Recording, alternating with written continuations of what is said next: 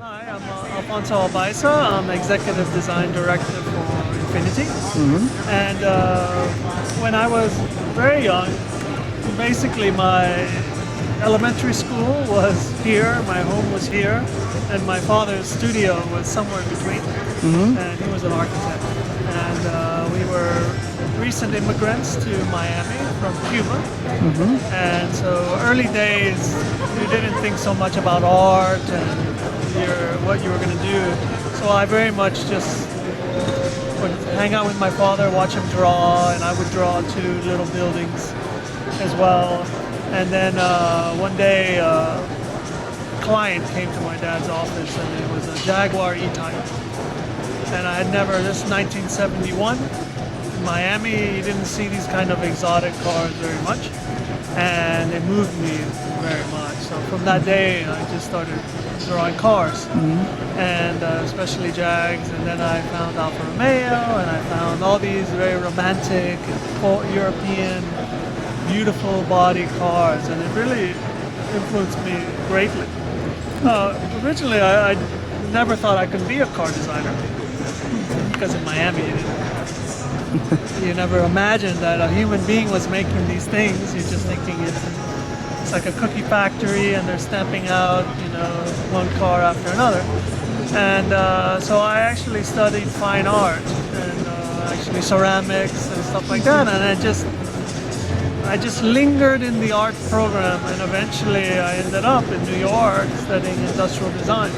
And then somehow one day I was picked up by Nissan. So this kind of randomness journey of life ended up, now 30 years later, I'm head of Infiniti, which is a car that I help design. So definitely the journey of being a young artist and then finding your way, you have to allow things to come.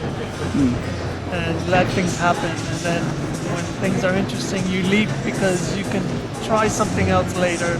You have to chase your dreams. So that's pretty much my history. Okay. About 3.5 years ago, we decided that we're going to change the language of Infiniti. So the change was inspired by a couple of things. One is our engineers came into the design studio and said, by the way, we have new engines, 400 horsepower and just amazing torque and everything. What do you think? And then immediately we started thinking power. But my background is fine art, and I think the potential of Japan is kind of deep consideration of material. So we started brainstorming with engineers, and we decided that the artistry of the body is as much an engineering thing as a design.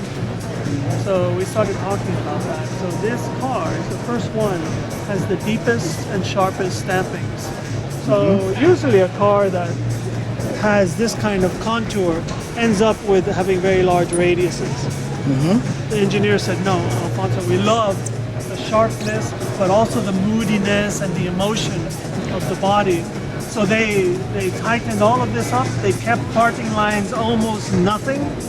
And then they allowed us to make a shoulder that's so horizontal that when you open the door, the panel slides underneath with almost less than 1 millimeter of gap. So this sense of carroceria, which I like, I have always these images of people, artisans, banging out aluminum bodies and holding them together, moving them, adjusting them, and this whole kinetic art of the body, but done in Japan, and this whole sense of the Orient with this kind of Western passion. So this kind of thing I really wanted to bring to Infiniti.